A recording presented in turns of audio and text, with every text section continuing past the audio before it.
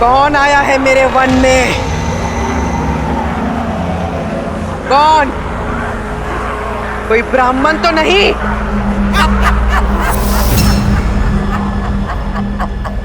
ब्राह्मण? मैंने चेतावनी दी थी कि मेरे वन में ऋषियों का आना मना है। अब तुम सब अपनी मृत्यु के लिए सज्ज हो।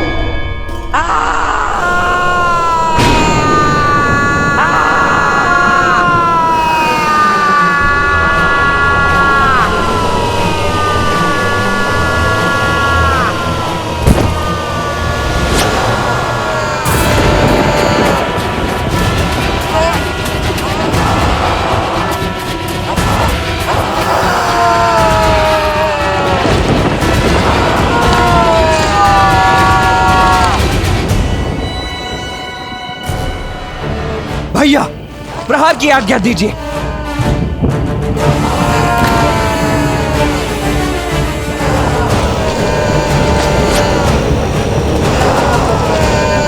आज्ञा दीजिए भैया।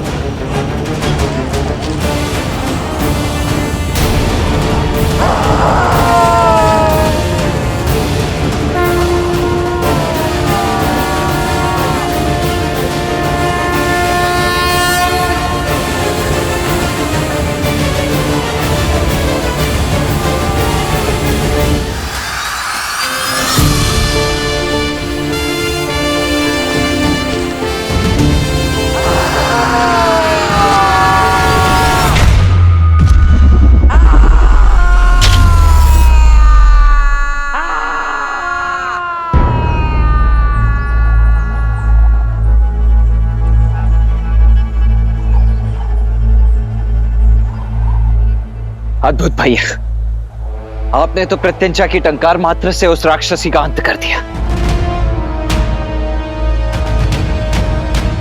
नहीं लक्ष्मण, मैंने केवल उसे चेताया है। ताड़का चेतावनी नहीं लेती, चुनौती लेती है राम। ताड़का अवश्य आएगी लौटकर। ताड़का? इससे पूर्व तो आपने ताड़का के विषय में कुछ भी नहीं बताया आचार्य। आप तो भैया को यहाँ पर सुबाहु और मारीच के वध के लिए लाए थे ना? सुबाहु और मारीच तो मात्र शाखाएं हैं लक्ष्मण। मेरे संकट का मूल ताड़का ही है, और ये ताड़का का आश्रय स्थल है, ताड़का वन। और मैं ताड़का के वध के लिए ही तुम्हें लाया हूं राम।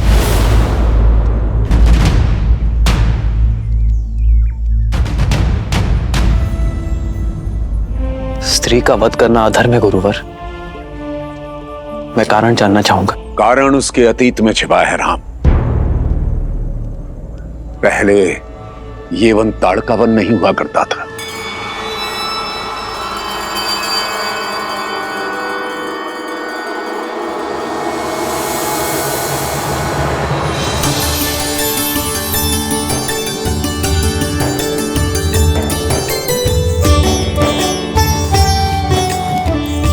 जब ताड़का एक राक्षसी नहीं बल्कि एक सुंदर यक्षिणी थी।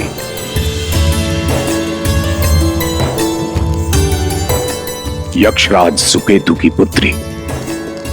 पिताश्री, मेरी पुत्री। यक्षिणी ताड़का के कोमल मन में प्रेम का अंकुर फूटा। उसे प्रेम हुआ एक गंधर्व से जिसका नाम था सुंड।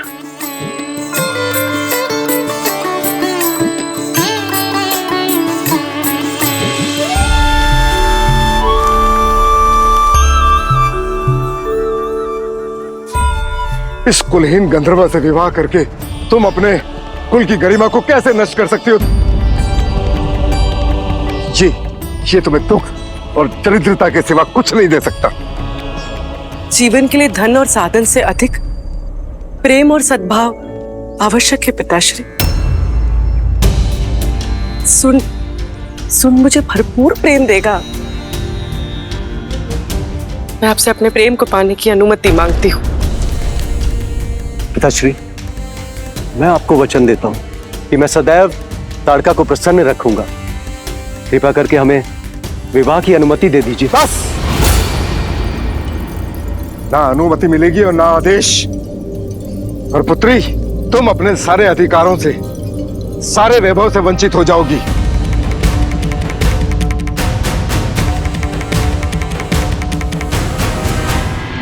सच्चा प्रेम किसी आदेश और अनुमति के बिना भी फल सकता है।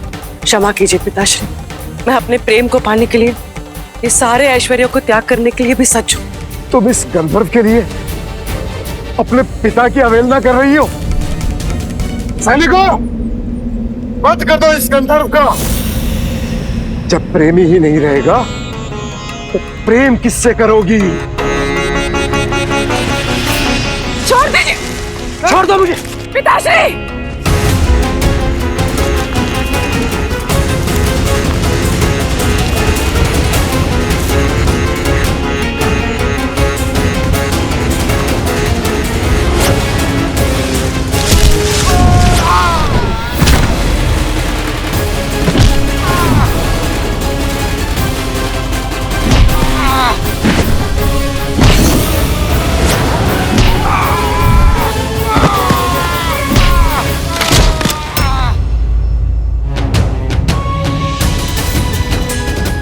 सोचा भी कैसे आपने कि मेरे सामने मेरे प्रेम को क्षति पहुंचाएंगे और मैं देखती रहूंगी? यदि मेरे प्रेमी पर आंच भी आई ना तो सारे संसार को जलाकर राख कर देगी ये ताड़का। निकल जा मेरे राज्य से। तू मेरी पुत्री कहलाने योग्य नहीं है।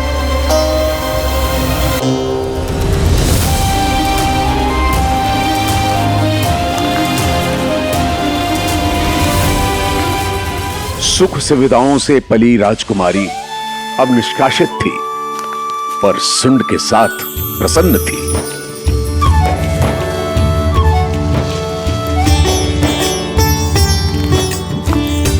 और समय आने पर ताड़का ने 2 पुत्रों को जन्म दिया, मारीच और सुबाहु। पर जीवन में सुख के साथ दुख और समस्याएं आती हैं, और निर्धन की तो प्रकृति भी शत्रु बन जाती है। माता, भूख लगी है, भोजन दो ना। हाँ माता, बहुत भूख लगी है।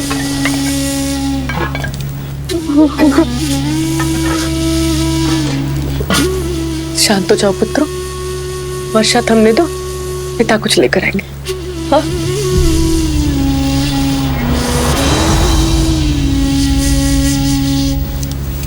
आप कहाँ जा रहे हैं? भोजन खोजने। वर्षा तो थमने दीजिए। वर्षा तो सह सकता हूँ ताड़का, लेकिन अपने पुत्रों की आंखों से बरसने वाले आंसू नहीं देख सकता। शीघ्र लौटिएगा।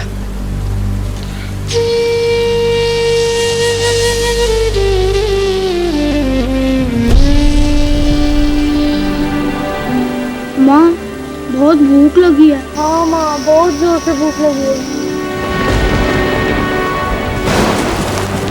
भयंकर वर्षा में सुंड वन में भटकता रहा, पर ना तो कोई आखेट मिला, ना कुछ खाने को। भूखे थके हारे सुंड ने शक्ति पाने के लिए वन में उग रही कुछ मादक वनस्पतियां खा ली।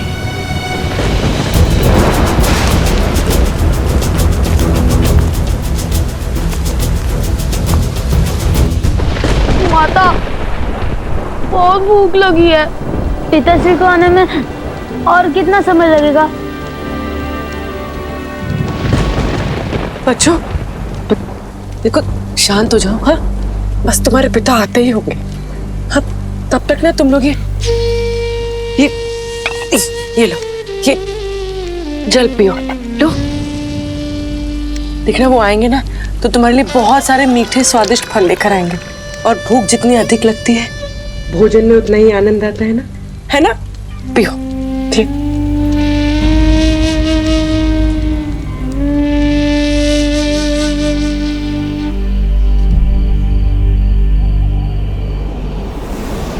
भोजन ढूंढते ढूंढते सुंड अगस्त्य आश्रम में आ गया।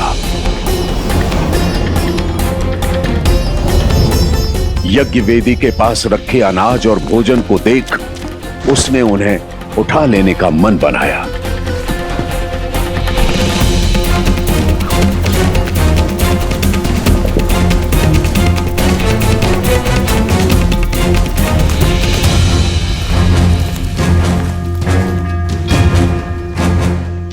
दंड चोर, ये सामग्री हवन के लिए है, स्पर्श भी मत करना। भूख भूख भूख भूख मत पीकर आश्रम में चोरी कर रहा है। शिष्यों, जी गुरुजी। इस चोर को पकड़कर आश्रम से बाहर करो।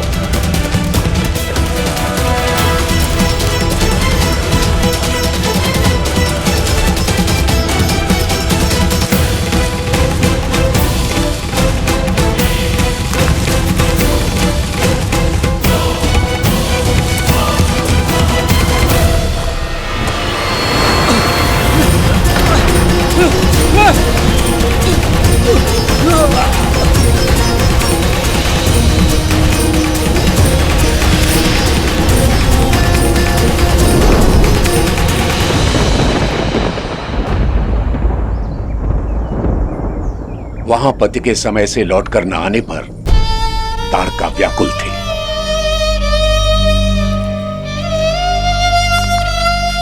रात्रि से सुबह हो गई,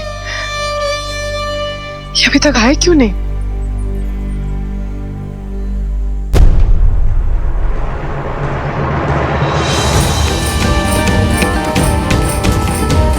माता, माता, माता। और यहां वहां उसे ढूंढ रही थी। स्वामी कहाँ है आप? स्वामी! माता, माता। स्वामी कहाँ है आप?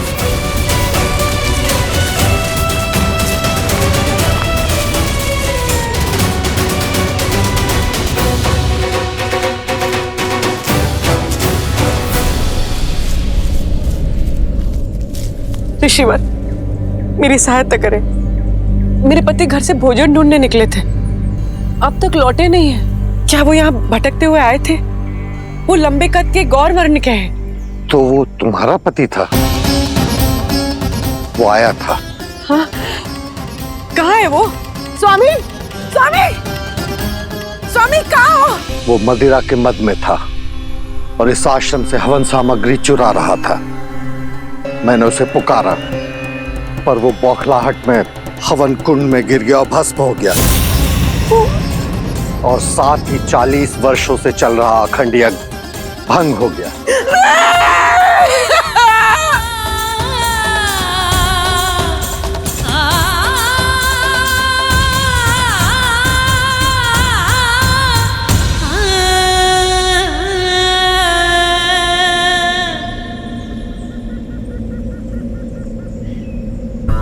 जो हुआ उसका बहुत दुख है मुझे, परंतु नियति का लिखा कोई मिटा नहीं सकता। नियति! वो भूख से बिलखते बच्चों के आंसू पोंछने आए थे। यदि यहाँ से कुछ फल ले जाते तो क्या आपका यज्ञ रुक जाता? जो हो गया उसे बदला नहीं जा सकता। तुम्हारे पति ने पाप किया और नियति ने उसे दंड दिया। अपने पाप को नियति पर थोपते हो। मेरी पति की मृत्यु का कारण तुम जैसे सिद्ध संत और ये यज्ञ है, जिसकी आहुति से अगर कोई पेट भर ले तो पापी मान लिया जाता है।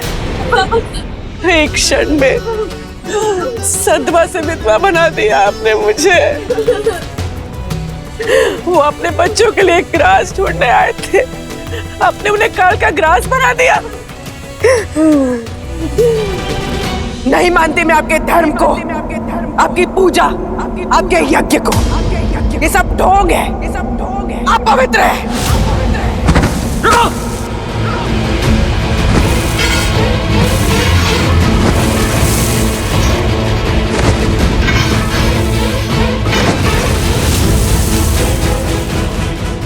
यक्षिणी ताड़का, तुम्हारा यह व्यवहार अनुचित है, राक्षसी है।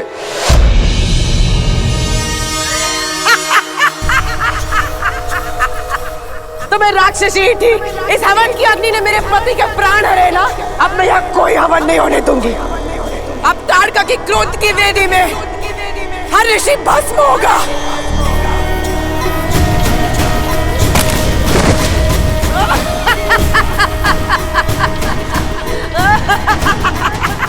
मैंने तुम्हें दुखिया मानकर प्रार्थना की, किंतु तुमने एक निर्दोष की हत्या की है, जो एक राक्षसी कृत्य है। मैं तुम्हें श्राप देता हूं कि आज से ही तुम और तुम्हारे पुत्र राक्षस हो जाएंगे।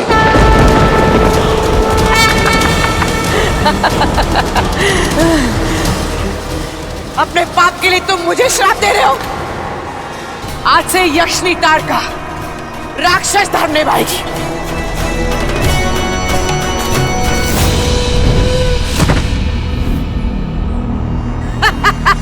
मैं ये वन छोड़ के जा रहा हूं ताड़का। यदि अभी भी तुमने अनुचित मार्ग चुना तो तुम्हें अपने कर्मों का फल भोगना होगा।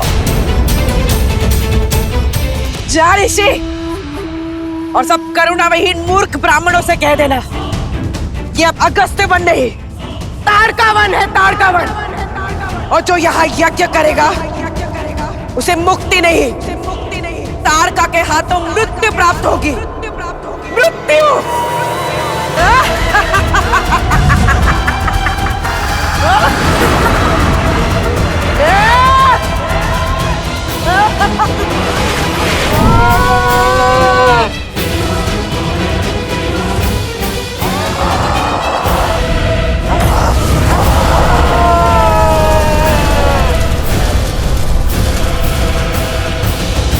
बस अब यही ताड़का का जीवन रह गया था। तभी उसे रावण मिला और रावण ने उसे अनवरत ऋषि मुनियों को मारने का आदेश दे दिया ताकि आर्य संस्कृति का विनाश हो जाए। अब आपका क्या मत है भैया? ये तो स्पष्ट है कि हत्यारनी है ताड़का, इसीलिए उसका वध करना तो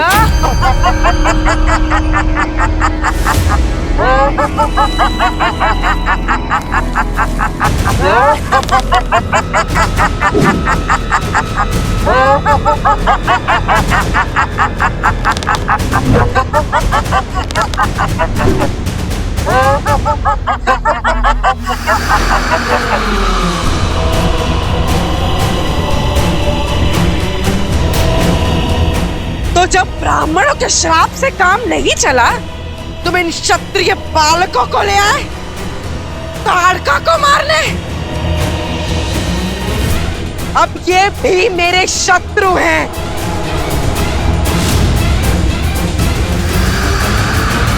हम आपके एक शत्रु नहीं है माता।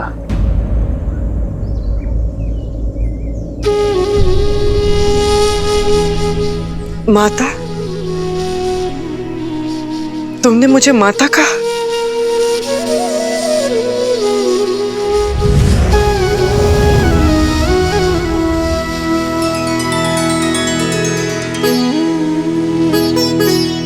कौन हो तुम? मैं राम हूं, महाराज दशरथ का पुत्र।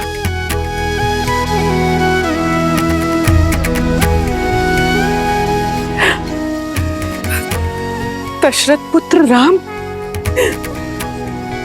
धर्म के रक्षक। पर तुम यहाँ इस ऋषि के साथ क्या कर रहे हो? तुम्हें तो मेरा पक्ष लेना चाहिए। इन पाखंडी ऋषियों को मारने में मेरी सहायता करनी चाहिए। इन ऋषियों ने मेरे पति को मारा है, न्याय करो, साथ दो मेरा। साथ हो इसीलिए प्रहार ने किया माता, किंतु जो आप कर रही हैं वो शुभ नहीं है।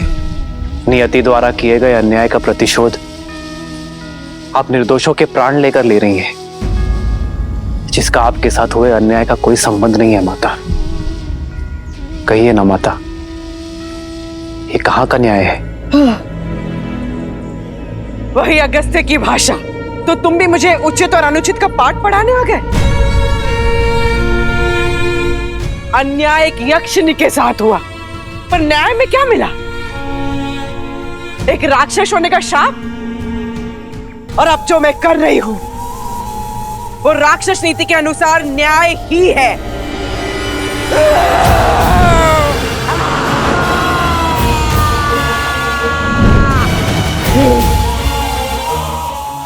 और मेरा न्याय कहता है कि हर तपस्वी का अंत होगा। इस विश्वामित्र का भी।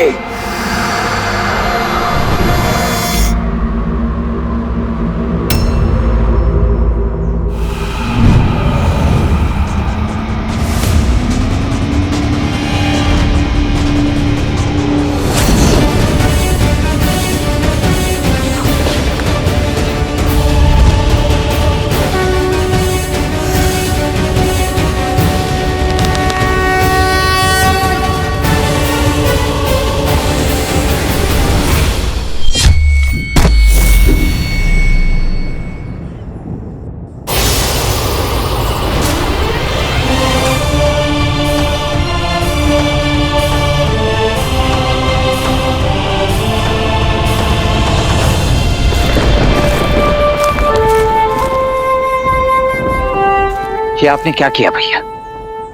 आपको उसका अंत कर देना चाहिए था। वो अंत की पात्र है। अंत करना सरल है लक्ष्मण, परंतु महत्वपूर्ण है उसे अवसर देना। जानता हूं बहुत देर हुई है, पर फिर भी उसे अवसर देना आवश्यक है।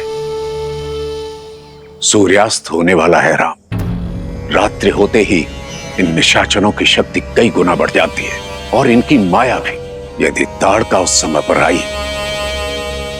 तो उसको मारना दुष्कर हो जाएगा राम। शत्रु के हाव भाव से मेरा स्वभाव नहीं बदलेगा गुरुवर। यदि अवसर पाकर भी ताड़का उचित मार्ग नहीं चुनती, फिर से लौटती है, तो मुझे मेरे अंतर्मन की पुकार सुनने की आज्ञा दीजिए।